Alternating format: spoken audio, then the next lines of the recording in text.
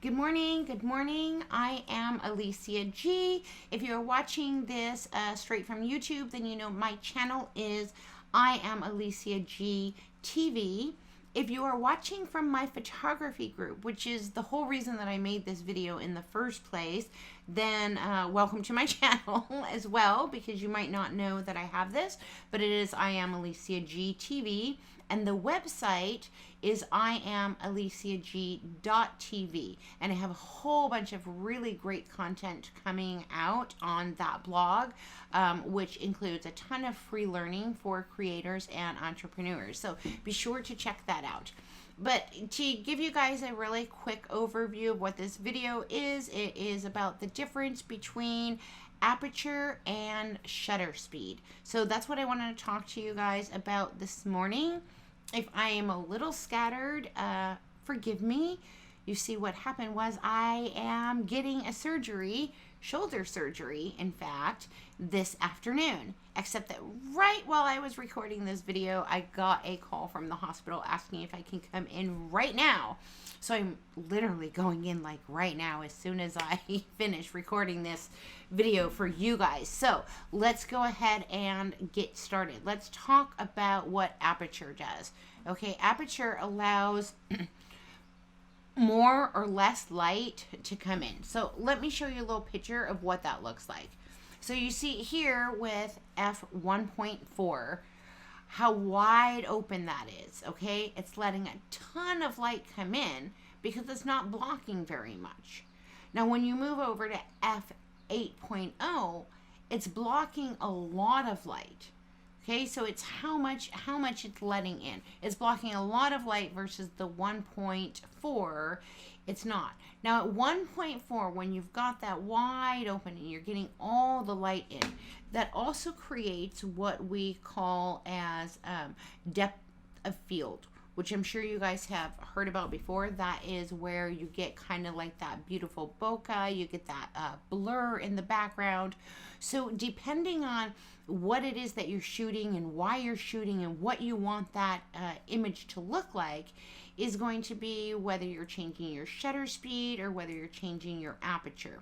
And we're going to stick with only those two things for this video, and I will give you an example as to why. Let's say, for example, that you are shooting outside, okay? So you're shooting outside and your ISO is already down at 100.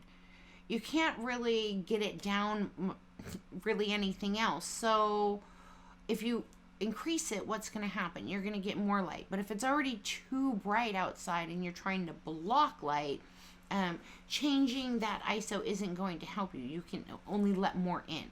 So now your only options are going to be to change your shutter speed or to change the aperture. So again, the aperture is about how much light is coming in, and the shutter speed is about for how long the light is coming in. Does that make sense, guys? If you have any questions about this, if I wasn't clear about something, be sure to leave me comments. I'm happy to do another video. I'm happy to come and answer your questions if you're in the group, to come in there privately. Again, YouTube people, that's an advantage of being in the group. So be sure to check it out, because I do go in there regularly, or will, because it's a brand new group, growing pretty quickly, but I will be going in there regularly to answer people's questions and give them kind of that one-on-one feedback for sure. So aperture is about how much light is being let in, and shutter speed is about for how long it's being let in. So let me show you real quick what shutter speed does. Okay, so shutter speed can either freeze or blur a subject. So when you've got a really, really fast shutter speed, it closes so quickly that it really can freeze something. So let's say that you have somebody who they're running, right? You have a moving subject, a running subject, maybe you're doing sports, maybe you're, doing your cat, you're shooting your cat, whatever it is. But when you have a moving subject, what you need to do is have a higher shutter speed. And as you guys get into manual shooting, that's something that you really start to experiment with. So the higher shutter speed is going to freeze, right? It's going to freeze subjects. Think of a moving fan, for example. So if you shoot at 1/500th, you're going to see that fan kind of frozen. You're going to be able to see those blades. If you go down to, say, 60 and the fan is just going around and around and around, you might see a blur with that. So what I encourage you guys to do is get your cameras out. You got to take pictures, okay? Get your cameras out. Take a few photos of the same subject. It doesn't matter what it is. It could be an apple. But I want you to start changing that shutter speed. Just changing the shutter speed. And what you will see is that even in the case where it's not a moving subject, the whole picture, the whole image is going to change because it's going to have such a big effect on the light that's coming in. So on that flip side, if you are in a situation where you can't really change the shutter speed, or you need the shutter speed to be something specific, for example, because it is a moving subject, right? So you need that higher shutter speed, but you're not getting enough light.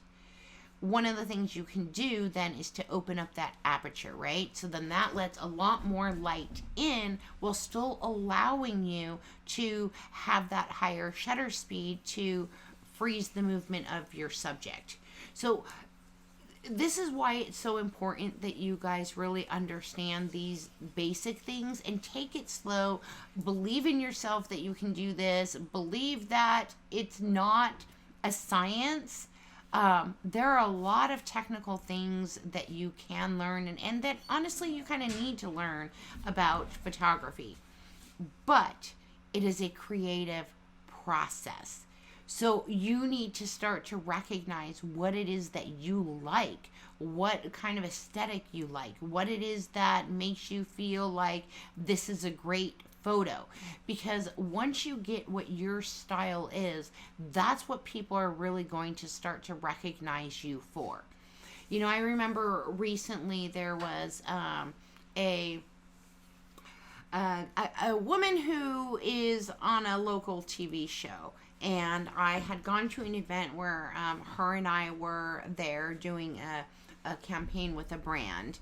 And I had said, you know, hey, I'd love to do a shoot for you sometime.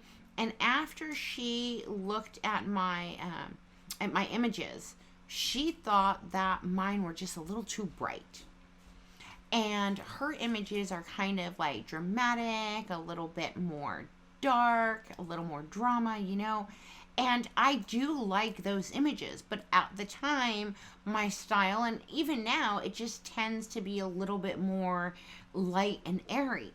So I wouldn't want to go and do a shoot for somebody when I know that I'm not going to deliver what it is that they're expecting, or that it's not what I want to deliver.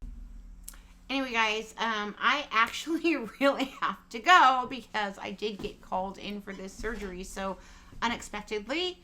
I thought it was going to be so much later. It's not. It's now. I need to put my stuff back and get going. But if you have any questions, please feel free to let me know. If you are in the group, I will be spending a lot of time during my recovery. I'm really trying to give you guys as many helpful tips as I can to get you started and get you shooting in manual mode. If you are a cell phone photographer, okay, maybe you're shooting on your iPhone or your Samsung Galaxy or whatever it is that you're shooting on, don't worry, there are a ton of apps available. Just look in the App Store. There's just a ton of them that really give you a ability to shoot kind of in a manual mode where you can change that shutter speed, you can change the ISO within your cell phone camera. So you can still learn to take better pictures even if you're taking them on your phone, guys. It doesn't matter. So I hope that this video was helpful. Please remember to subscribe. I am Alicia G TV on YouTube. The website is IamAliciaG.com. apertureandshutter.tv, and I hope to be sharing a whole bunch more of these videos with simple solutions for creators and entrepreneurs. I'm off, guys. I'm off to get my surgery, and I'm very scared. Okay, I'll be back soon. I will be back soon, and I don't want to go. I gotta go. I have to go, guys. Okay, I'll be back soon.